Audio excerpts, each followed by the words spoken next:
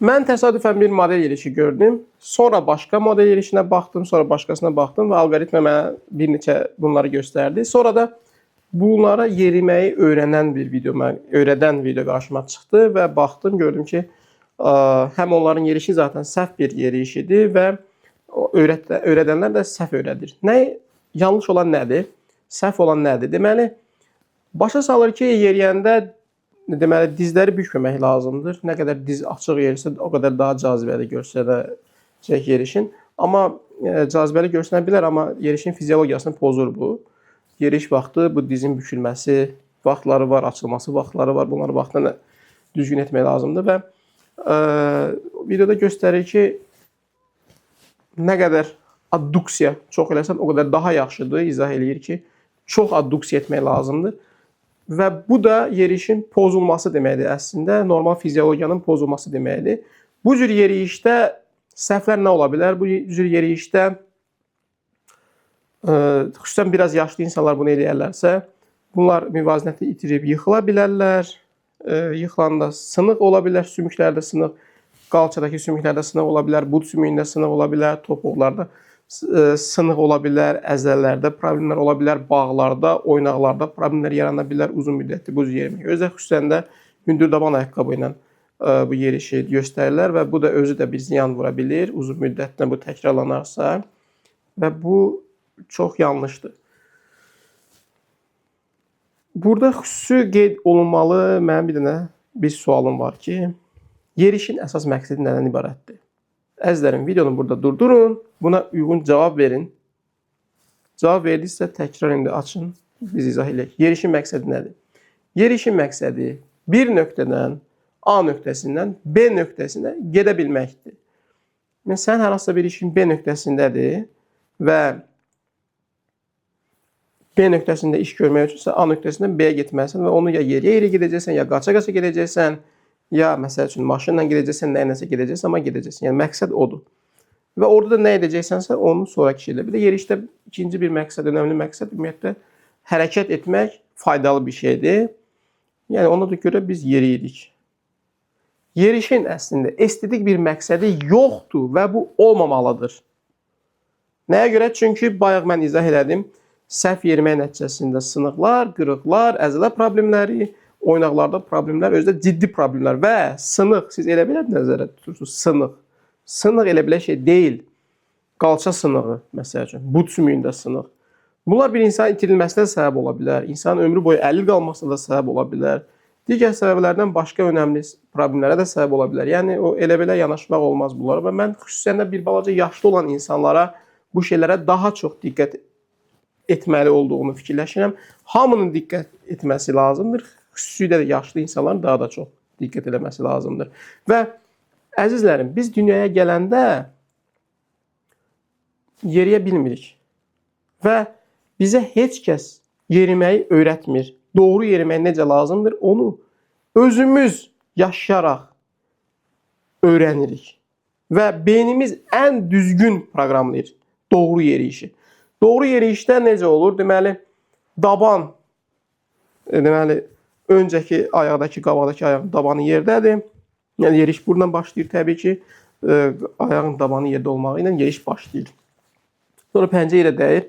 Mən qabağa ayağımı atmaq istəyirəm. Deməli, arxadakı ayağın pəncəsi yerə dəyir. Sonra eyni vaxtda həm də elə bir ki, dizdən bükülür, pəncə yerə dəyir. Sonra mən diz açılır. Ondan sonra həmin o arxadakı artıq keçdi qabağa. Qabaqda dabanı yerə dəyir, sonra da pəncəsi yerə dəyir və elə bir müddət olur. Yerişdə ən azı hökmən bir ayaq yerdə olmalıdır və yerişin fazasında hər iki ayağın yerdə olduğu fazada var. Bu normal yerişdir. Yəni burada abduktor əzələlərində funksiyaları var, adduktor əzələrində funksiyaları var və biz normalda belə yeririk. Amma həddindən artıq adduksiya, yəni ayağı daha çox içəriyə aparmaq bu yanlış bir yeriyişdir. Çünki nəyə görə? Bu müvazinətin pozulmasına səbəb ola bilər, insan yıxıla bilər və əzələləri həddindən artıq yüklüysən burada. Bu daha çox enerji sərfiyatı deməkdir. və ən böyük problem isə balansın pozulması, insanın yıxıla bilməsi, yıxılanda da sınıqların olmasıdır. Və yerişin əslində estetik bir məqsədi yoxdur. Biz ən düzgün yerişi öyrənmişik. Bunu heç kəs bizə öyrətməyib təbii ki. Bütün insanlara bu aiddir və əksər insanlara aiddir, xəstələrdən başqa. Beynin ən düzgün proqramlayır yeriməyi normal insanlar üçün. Və sonradan bunlar normal yeriş necə olmalıdır, güya ki mədəni göstərəcək, güya ki bu estetik görsənəcək və s. Bunlar hamısı yanlışdır. Bunları etmək, mən deyərdim, birincisi əslində olmamalıdır bu. Mən hətta deyərdim ki, bu pis bir şeydir. Təşhirçilik də deyə bilərsən buna, kimisə yoldan çıxartmaq da deyə bilərsən, min dənə başqa şey də deyə bilərsən. Çünki yerişin əsl fiziologiyasının pozulmasıdır bu və yerişi estetik eləməkdə məqsəd nədir ki, başqaları da cazibədar görünmək. Normalda isə biz dünyaya gələndə, biz həyatı yaşayanda və s. bizim belə bir məqsədimiz yoxdur. Yəni ümumiyyətlə orqanizmin belə bir məqsədi yoxdur. Orqanizmin əsas məqsədi nədir? Ən düzgün şəkildə daha uzun müddət həyatda qalmaq üçün beyin bu funksiyaları öyrənib neyromuskuloskeletal fiziologiyanın ən düzgün necə olmalıdırsa, biz onu çox qəribədir ki, özümüz düzgün öyrənmişik. Sonradan ki, öyrədəndə ki, ayağı içəriyə daha çox at, dizləri bükməmək lazımdır, dizlər açıq olsun falan filan. Bunlar tamamilə yanlışdır və burada əsas problem ondan ibarət ola bilər ki, insan balansı pozulub yıxıla bilər. Bu məsələnin birinci tərəfidir. İkinci tərəf ki, yıxılanda isə sınıqlar baş verə bilər.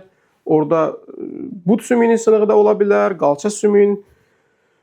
qalçanın da sınığı ola bilər, topuq sınığı da ola bilər, oynaqlarda problemlər ola bilər, bağlarda, əzələlərdə ciddi problemlər ola bilər və bu insan ömrü boyu əlildə qala bilər və belə bir çoxlu deməli hadisələr də olub. Ona görə də özünüzə dəyər verin, əziz insanlar. Belə şeylər etməmək lazımdır. Normal yerişi adam kimi normal yerimək lazımdır və çox yaxşı olar ki, ümumiyyətlə topuqlu bu hündürdaban ayaqqabılar da yığışdırsaydı daha da yaxşı olardı. Bizim təbii olaraq, təbiət olaraq, yaradılış olaraq onlara heç bir ehtiyacımız yoxdur. Özünü xüsusi göstərmək istəyənlər bəlkə də başa da düşmək olar, bəlkə başa düşməmək də olar. Mən düşünərdim ki, insanlar özlərini hansısa bir estetik şeyinə görə qabağa çıxartmağın yox, öz beyni ilə, öz verdiyi faydalarla, cəmiyyətə verdiyi fayda ilə belə önə çıxsınlar. Ya da nəyisə estetik biraz daha yaxşı şeylərin nəsə belə qabağa çıxmaq. Bunları uzun müddətli gələcəkdə bəlkə də qadağalar qoyulmalıdır bu modellik fəaliyyətinə mən düşünərdim. Çünki çox yanlış şeylər, yəni fizioloji də olaraq hər tərəfli də bu yanlışdır və əslində isə bu bəzi başqa insanların da etik cəhətdən bəlkə də haqqına girmək kimi də bir şeylər də burada ola bilər deyə düşünürəm. Hamınıza gözəl həyat arzulayıram.